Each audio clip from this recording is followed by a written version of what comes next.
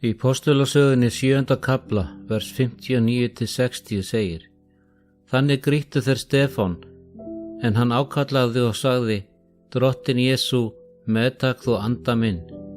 Og hann fjall á kné og hrópaði hárri röddu: Drottinn, lát þá ekki gjalda þessara syndar. Og hann hafði þetta mælt, sofnaði hann.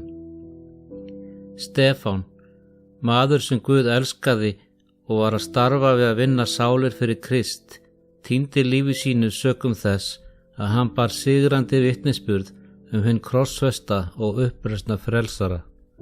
Það hatur sem óvinir sannleikans höfðu sýnt syni Guðs, leiddu þeir í ljós í hatri sínu til fylgjenda hans. Þeir gátu ekki þolað að heyra þann sem þeir höfðu krossfest, og það fyllti þá bræði að Stefán skyldi flytja svo djarfan vitnisburð. Mennirnir í valdastöðum fengu vitnisburð frá Guði í því ljósi sem skein af ásjónu Stefáns, en þeir smánuðu þann vitnisburð. Ó, að þeir hefðu tekið hann til greina, ó, að þeir hefðu iðrast, en þeir vildu það ekki. Stefán hikaði ekki þegar hann var kallaður til að líða sakir Krists. Hann las örlög sín í hinum grimmilegu ásjónum ofsakenda sinna og hann hikaði ekki að flytja þeim hinn síðasta boðskap sem hann átti að flytja mönnunum. Hann leit upp og sagði: Ég sé himnana opna og mannssoninn standa við hægri hönd föðurins. Allur himinin hafði áhuga á þessu máli. Jesús reis upp frá hásæti föðursins og hallaði sér yfir hann og leit á andlit þjónsins og veitti ásjónu hans geisla sinnar eigin dýrðar, og menn undruðust þeir sáu andlit Stefáns ljómandi eins og þeir hefðu séð ásjónu engils. Dýr Guðs skein á hann og óvinir Krists grýttu hann meðan hann leit ásjónu Drottins. Finnst okkur það ekki vera erfiðu dauðdagi, en ótti dauðans var horfinn og síðasta lífsanda sínum varði hann til að biðja Drottinn að fyrirgefa ofsakendum sínum.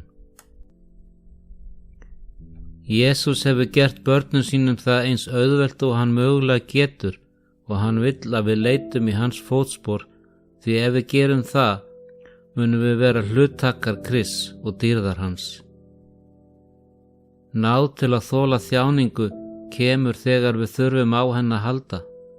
Náðin sem Stefán hlotnaðist þegar hann var grýttur eftirtektarverð og líkist á margan hátt dauða Krists á krossinum.